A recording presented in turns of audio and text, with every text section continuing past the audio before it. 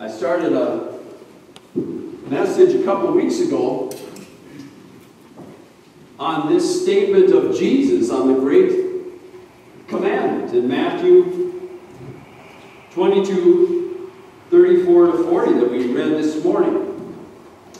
And Jesus was asked the question, he said, which of them, a lawyer, an expert at the law of Moses, Genesis, Exodus, Leviticus, Deuteronomy, principally, and they asked him a question, tested him, saying, Teacher, which is the great commandment in the law? Jesus said to him, You shall love the Lord your God with all your heart, with all your soul, with all your mind. And a couple weeks ago we talked about that. And about the fact that it was a little bit surprising that Jesus picked that as the great commandment. Because most of us, if we were asked what's the most important commandment, would pick one of the 10 commandments, and this isn't one of them. It's kind of surprising. Jesus picked something that wasn't one of the 10 commandments. Nevertheless, this was a pretty prominent part in the book of Deuteronomy, and maybe somebody might say, well, that would be it. That would be it. But we tend to pick one of the 10 commandments, probably the first one, right? You'll have no other gods before me. We probably say that's the most important commandment. But when Jesus was asked, he said, no, that isn't it. It's you'll love the Lord your God with all your heart, all your soul, and all your strength, all your mind. So Jesus said that's the most important commandment. And it was a little bit of a strange pick. But then he goes on with an even stranger pick. And he says the second is like it.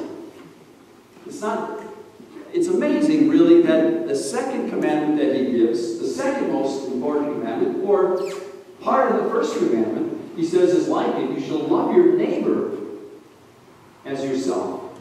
On these two commandments hang all the law and the prophets. He picked a commandment. The second one, if all of you were unfamiliar with the Bible, unfamiliar with the New Testament, and I told you, read Genesis, Exodus, Leviticus, Numbers, and Deuteronomy, the law of Moses, read those 5 books, and come back and tell me what the 2 most important commandments are. If I ask 100 people that, 90%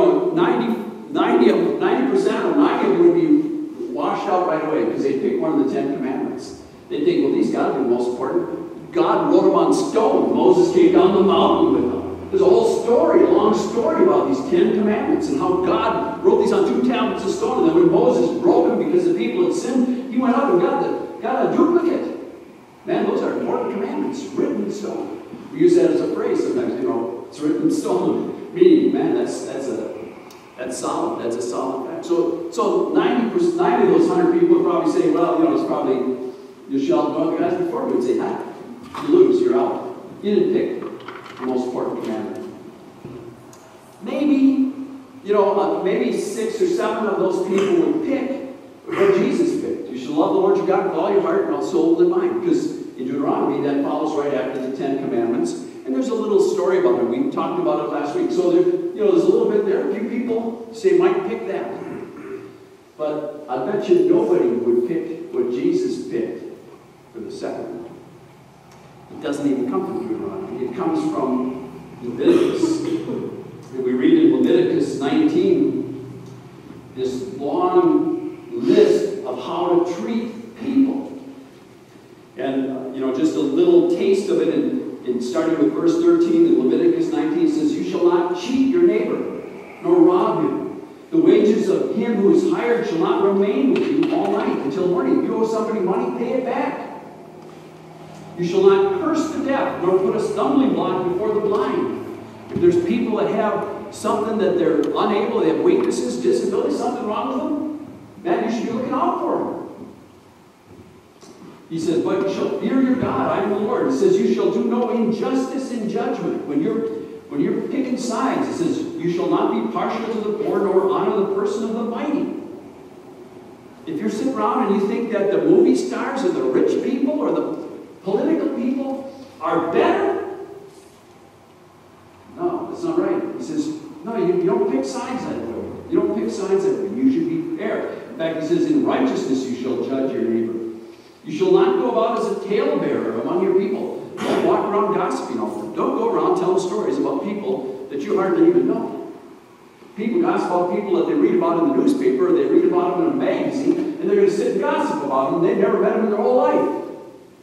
They gossip about people that are in the news, people that are, you say, well, you can tell all kinds of stories, but don't do it. He says, don't go about it as a talebearer among your people, nor shall you take a stand against the life of your neighbor. I am the Lord. You shall not hate your brother in your heart. You shall surely rebuke your neighbor and not bear sin because of him. You shall not take vengeance. I watch a lot of action movies. And, if you watch a lot of action movies, you always want the bad guys to get it. There's a sense of vengeance. And the Bible says here, no, that's not you. You shall not take vengeance, nor bear any grudge. Whew. Boy, that rules out a lot of us. Don't bear a grudge. You know what? Don't hold stuff up in your heart against people. Somebody did you wrong. Yeah, all right. You've done people wrong. Don't bear a grudge. You shall not bear a grudge against the children of your people, but you shall love your neighbor as yourself. I am the Lord. And he goes on, you shall keep my statute. Right there. You heard it, right? You shall love your neighbor as yourself. It's in this big long list of stuff, how to treat people. And if I gave 100 people who were unfamiliar with the 5 books of Moses and said, pick the most important commandment, well, they wouldn't have got the first one. Most of them wouldn't have got the first one, right? Because they'd have picked one of the 10 commandments, and that isn't it. And then the second one, I tell you, virtually, I would bet none of them. If I had to make a bet, I'd say none of them are going to get the second commandment right. But Jesus picks it out. And he doesn't really separate it from the first one. He says it's like the first one. We read through the New Testament that if you love God, you're going to love your neighbor. He tells a story of the Good Samaritan and so on, but you can't separate your love of God from your love of people. It's a funny thing that, I have a coffee cup that has the 10 Commandments on it. And I used to have a sign, because the church I was at the time had these yard signs with the 10 Commandments, right? Because that was a big, at the time there was a lot of controversy, a lot of stuff, so there was these 10 Commandment signs. But here's the kind of ironic part. When he asked Jesus what the most important commandments are, he gave 2 that aren't even on that list.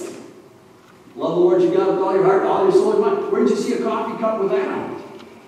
Love your neighbor as yourself. If Jesus was making a coffee cup, he'd say, love the Lord your God with all your heart, and all your soul, and your mind, and love your neighbor as yourself. That's what I'm putting on a coffee cup. That's what I'm putting on a yard sign. I've never seen it on a yard sign. Jesus picked 2 commandments that aren't on the yard signs. It's a cultural reason. You could talk about why that's so, but it's strange. It's strange. He picked these 2 commandments, and he picked this commandment of love your neighbors yourself, and he said it's like the first commandment. If you read I told you if somebody just read the law of Moses and they were unfamiliar with the New Testament or what Jesus had to say, they wouldn't have picked these 2. You could have 100 people, they wouldn't pick these 2 as the top 2. But in the law of Moses, in the books of Moses, Genesis, Exodus, Leviticus, Numbers, Deuteronomy, it's been counted that there's 613 commandments in there. So if you were trying to pick the top 1 or the top 2, you'd be picking out of 613. Some of those people, if you had 100 people, somebody might say, well, it's got to be coveting. That's the worst thing. That messes you up. Maybe it's murder. They'd say that's the worst thing, is murder. That's horrible. Jesus didn't pick those commandments. But there's 613, in Jewish tradition. I guess if we count them, we'd get something close to that number. 613 commandments in the book of Moses. When David came along, he reduced that number down to 15. So in the works of David, the Psalms, there's 15 commandments of God. That's so less than that. And if you get into the prophets and you get into Isaiah mentions 11. Only 11 commandments. And then when you get to Micah, you got 3. And we had, in the 70s, I was going to church where we had a little chorus that we sang for the Micah 3 commandments. He has shown you, O God, what is good, and what does the Lord require of thee, but to do justly, and to love mercy, and to walk humbly with your God. We used to sing that as a chorus. Those are the 3 that show up in Micah. When you get down to Jesus, and And he gives you 2. And that's another thing. Why didn't he just give you 1? It's kind of surprising. He gives the 1, but he doesn't really make a clean separation between those 2, as the New Testament itself doesn't, as Paul doesn't, as John doesn't. They don't make a separation. If you love God, you're going to love somebody else. One thing, if you're a Christian, the love of God is shed abroad in your heart. And you're going to love people. Adam and Eve, might say Adam and Eve had just 1 commandment. And there's a tree that tree, don't eat off of it. What else can we do? You can do anything. You can run around naked and eat off it. Wow, what a life. What a life. Just hang out in the garden. There's 1 tree, don't eat. But it's interesting, when they disobeyed God, they also demonstrated lack of love for each other. They brought each other down. Here, you have some of this, right? Let's do this together. Let's do this together. Matthew 24:12 says, and because, speaking of end times really, it says, because lawlessness will abound, the love of many will grow cold. There's something about sin that separates you from love. Not just love for God, but love for people. If you're living a life of sin, there's something, if I start cheating on my taxes, if I start lying to my neighbor, my love for my wife, Sandy, is going to start cooling off. There's something about sin that cools off love. It cools off love. You can't have both in your heart. You're going to serve one or the other, right? So what I want to talk about this morning for the second message in this series, in last, is just some of the consequences, the results of loving your neighbor. Because that's what Jesus is saying. Hey, it's right up there. So I want to talk this morning about some of those results. The first one I want to mention is that one of the results of loving people is that you find the peace of God. Proverbs 10:12 says, hatred stirs up strife, but love covers all sins. You know what? If you love somebody, you're not trying to figure out what's wrong with them. You hang up pictures from your grandkids on the fridge, and somebody else maybe doesn't love those kids so much and think, well, that isn't a very good drawing, but to you it's perfect. It's perfect. That's a great drawing. You see, but that kid has no artistic talent. Say, that's beautiful. It's the prettiest picture I've ever seen in my life. Are you kidding me? You're not looking for that. Love brings a sense of peace, peace into the house. We read in 1 Corinthians 13, this morning, it's interesting that 1 Corinthians 13, the great love chapter, is often used in weddings, right?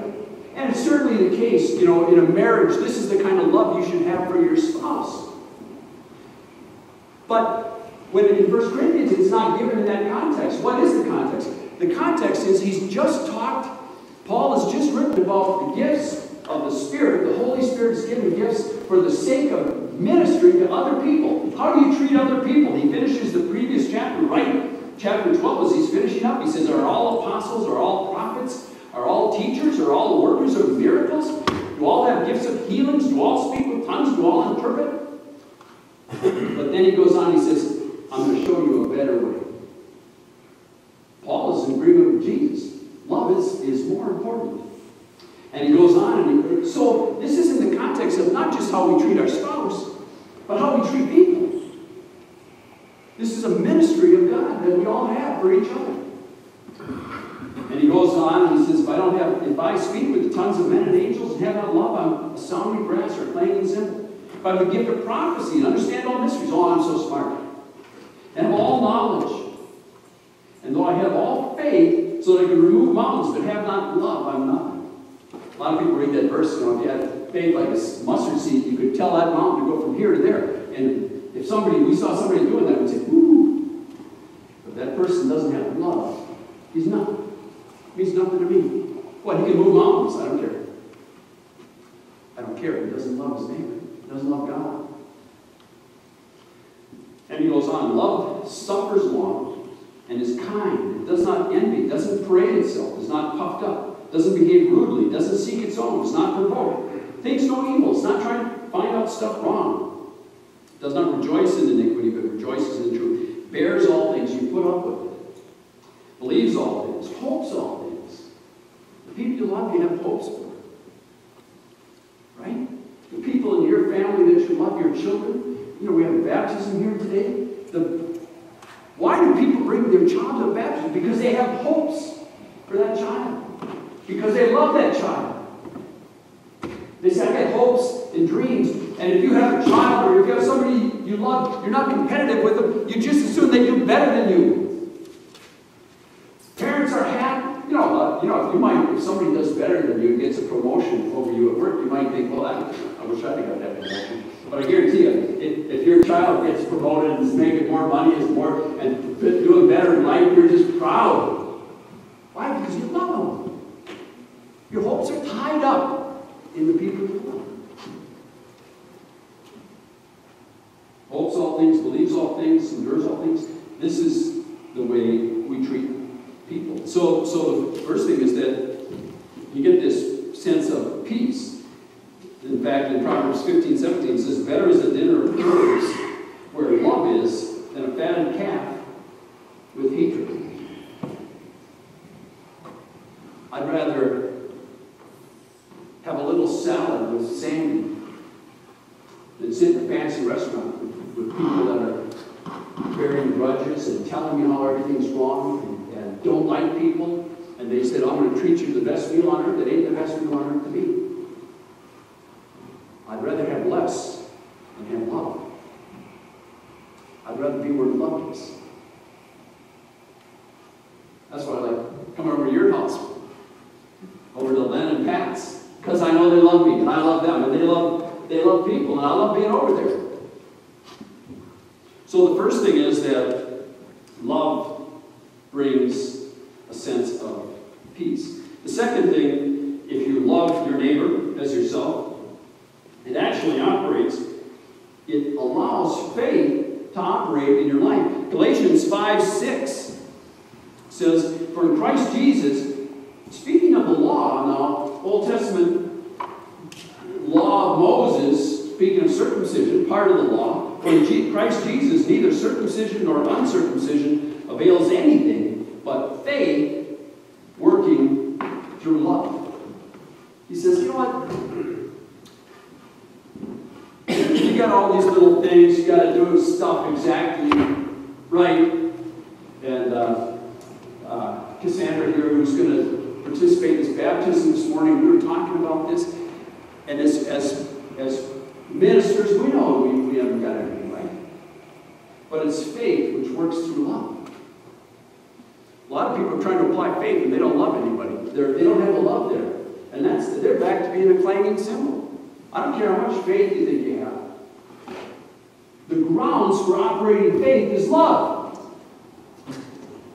And your faith works better if you love somebody. I remember in a church we were attending right after I got saved, at 27 years old, in this church. I wanted to go to a church that I didn't really know much about, a ton about denominations. I'd been raised kind of Lutheran church, so I kind of knew something about that. But overall, there's all kinds of denominations that I knew nothing about. But this free church near our house had a sign up and it said Adult Sunday School. I said, well, that's where I'm going. Because I was fired up, I was reading the Bible like nuts. And I said, well, I'm going there because they got Adult Sunday School. I didn't know anything about what their beliefs are. But there was a guy that was serving as pulpit supply, this older fellow. And he was actually, I think, the father of the guy who was the pastor there. But he had been involved and he had been on boards and stuff. He was kind of important in the free church. His name was Arlie Bragg. And Arlie Bragg, I love that guy. And he was an older guy. And, he's probably, when I was there, he's maybe in his 80s. He's probably with the Lord. I'm sure he's with the Lord right now. He's having a great time. So Arlie Bragg was there. And Arlie Bragg, I don't know how his faith was about everything.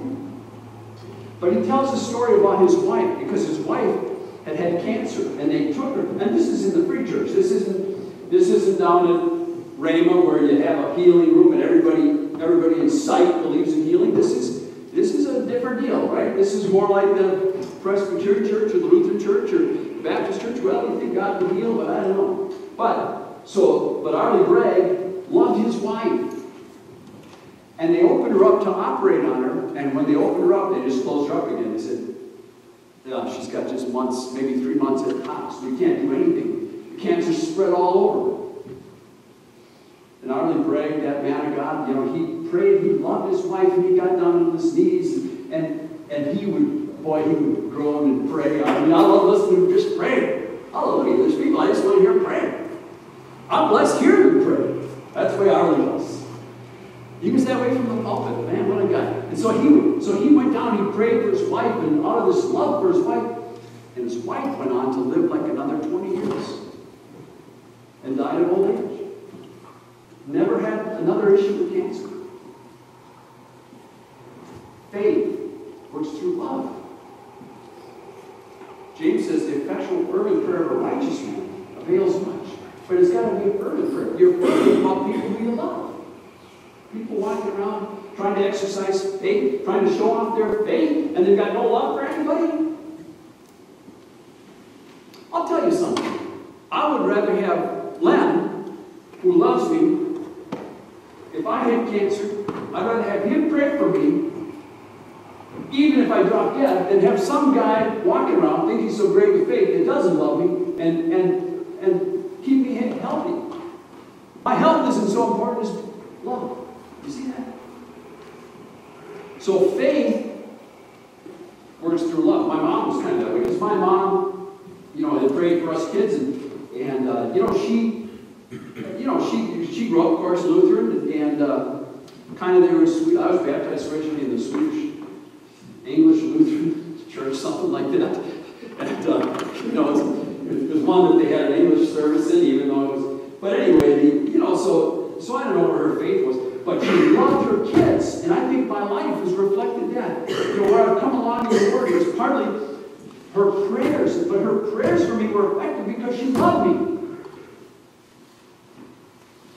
Faith, which works by love. Paul told us in the Corinthians, it's love first, not faith. Hallelujah, Lord God. So peace, you get peace with this love of others, and your faith can work through the love of others. And I'm saying the third point I want to mention in this is that when you love other people, they're better off because you're there. They are strengthened. 1 Corinthians 8:1 says, now, again, Paul's kind of talking about the idols, but he says, now concerning things offered to idols, we know that all have knowledge. And he says, knowledge puffs up, but love edifies. Knowledge puffs up, but love edifies. If I walked around and think, well, I got these degrees, I got this, I'm so smart, I know this. You know what that does? That puffs me up. It puts me apart from you guys, and it makes me worthless to God. I can't get a thing done for God because I think I'm so great. And I can't help you. But he says, but love edifies. If you love somebody, you're building them up. I told you talk about your kids and grandkids. You love them, so you're doing the best for them. You're putting money into them. You're putting time into them. You're spending time with them. Why? Because I want to build them up. Love builds up. Anybody here see? We just saw the other day. We rented it. The movie God's Not Dead. Anybody but me see that? Anybody see that? God's Not Dead. A couple people. I recommend that movie. My first degree was in philosophy, so I saw a lot. It was Kevin Sorbo, Hercules, plays a professor, and he's an atheist, and he comes up to his class his first day in philosophy, teaching philosophy, and he says, oh, what I want you guys, he says, we're going to get this out of the way right away. Right away, we're going to get this out of the way. What I want to do is I'm going to send a blank piece of paper around, and we're not going to have all this myth and mythology and talk about all this stuff, these stories and these lore. We're going to get rid of it right away. I want you to write on that sheet, God is dead, and sign it. If you don't sign it, if you don't do this, you're in trouble. You're not going to pass this class. Then we can dispense with all this talk about theology. He says, now I know that to say God is dead means that he existed. I'm not acknowledging, he says, that God existed. I'm just saying this is just shortcut. I'm just saying there's no God. One of the guys in class doesn't sign. Doesn't sign. And so the movie is about that, and it's a great movie. But Kevin Sorbo, this professor who's an atheist, when you see the movie, there's something about the way he treats his wife. I can't remember if it's his wife or his girlfriend. Anybody remember? Is it wife or girlfriend? Girlfriend? But he's sitting around with all his smart people at the table. They're having dinner together, all these smart professors. And she's waiting on them. And he's like making fun of her. Oh, yeah, well, she's, because she is a Christian. And he says, well, she's put up with her, she hasn't really got the chops, to go through philosophy. What does she know? She hasn't read all the important people I read. And he's cruel to her. He's cruel to her. Because knowledge puffs you up, but love edifies. He didn't love her. I'm not going to tell you. It's a great movie. I actually already ordered it too, so Sam didn't see it earlier, but I got it. But if you love somebody, they're better off because you're in the room. If you love somebody, when you're with them, they feel better. They feel stronger. They're able to do things that they couldn't have done otherwise. You say, wow. You feel better about yourself because love edifies. It builds somebody else up. It doesn't build you up. You're trying to build them. And it strengthens others. So others are strengthened. Peace, you get peace from loving others. You get your faith works through loving others. Others are strengthened when you love others. The next one I want to mention, the fourth one, is that, and this is stated so many times in the New Testament, and it's really stated the way Jesus put it, and that is, if you love people, you'll fulfill the law. And in Galatians 5:14, it puts it very simply, and it just says, for all the laws fulfilled in one word, even this, you shall love your neighbor as yourself. And Paul does the same thing in Romans. In Romans 13, he does the same thing in the sense of saying that if you love somebody, you're going to fulfill the law. If you love somebody, you don't need a list of rules about how to treat them. Right? If you love your spouse, you don't need a bunch of rules. Don't lie about them. Don't gossip about them. Don't cheat on them. Don't covet their stuff. If you love them, you're not doing any of that. That list of rules, really, law was for unbelievers, you could say in a way. That list of rules, you don't need that at all. If you love your wife, you don't need somebody to come up and tell you this is how you should treat her. You don't do this. These two holding hands here. He didn't need a rule to tell him, right? How to be a good husband. Love your wife. Give yourself for her as Christ loved the church. So the law is fulfilled when we love folks. And it fulfills the law. So we don't need that list of rules. And then the last thing I want to mention this morning is just that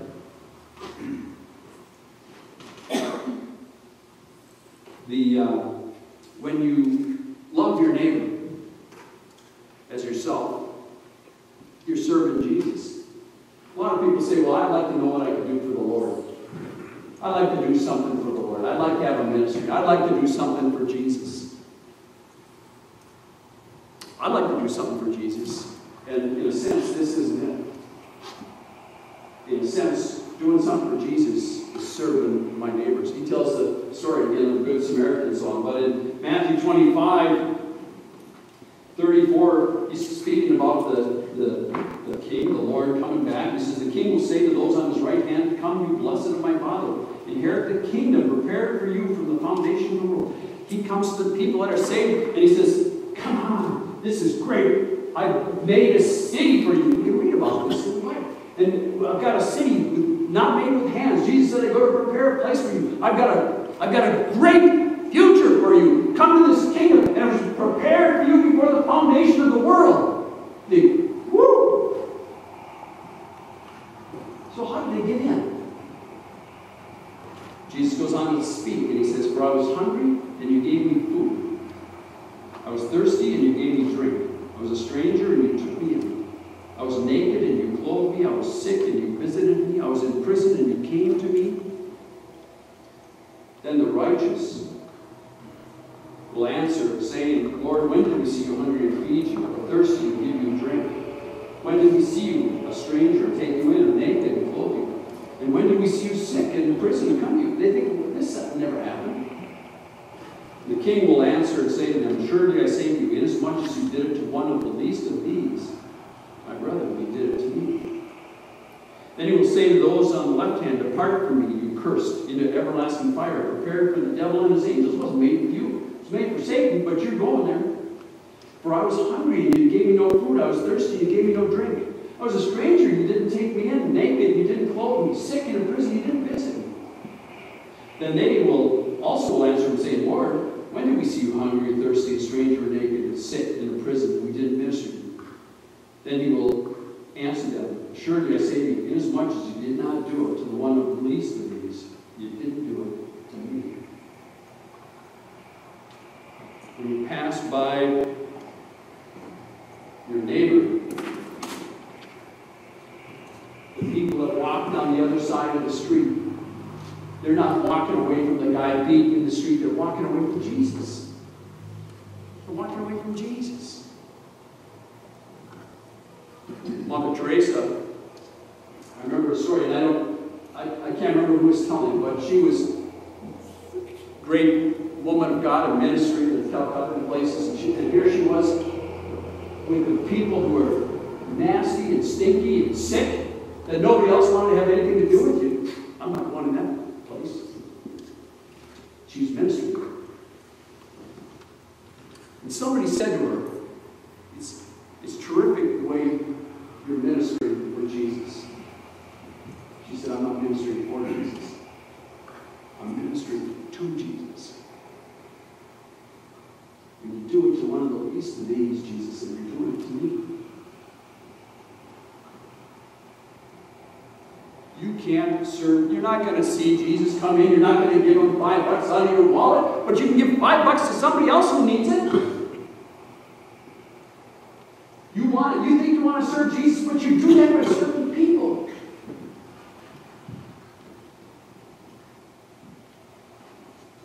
When you lay down your life for somebody else, you're serving Jesus. And, you know, it's not just the people you love. It's the people you don't get along with. How well you serve Jesus is how well you're serving those people that are stinking. You don't want to go in their place, and they're living in some kind of sin, and you know it's a sin, and you don't like them. How much you love them? It's a Samaritan guy that's helping this Jewish guy. So our love is expressed that way. So Jesus, when he's talking about that, he says, you know, you love your friends. Everybody loves their friends. Everybody loves those who love those. But Christians can do something else. They love their enemies and be like their Father in heaven who sent Jesus to die for you when you were an enemy of God.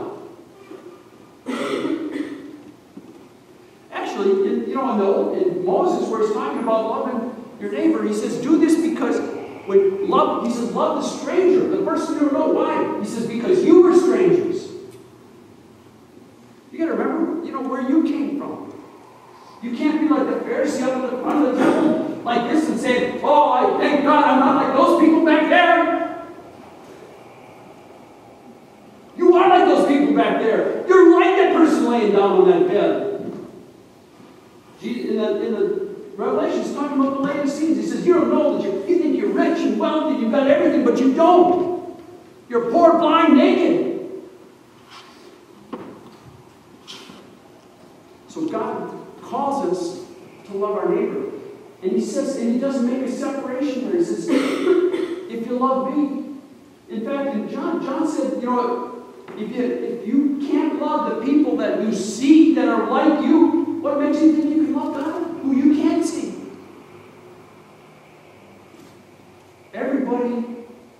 that you run into, including the guy that cut you off in traffic, including the person that cut in the line in front of you, including the relatives that seem to be cheating you out of something, everybody that you run into is your neighbor, Jesus said. And that's an opportunity to serve Jesus Christ, to do something for him. Because he loved you, shouldn't he love us? Let's pray. Father, we just thank you that you not only call us to love others, but you've made it possible. That you've made a way, that you put your love in our hearts for them, because we couldn't come up with that love. We couldn't do it. We wouldn't know how to love our enemies, but you do. You're the great example, and you put your love in our hearts. Father, when we walk into a room and out of a room, let people say there was somebody that loved people just like Jesus loves people. That you might be glorified, and that people might be wanting the kingdom.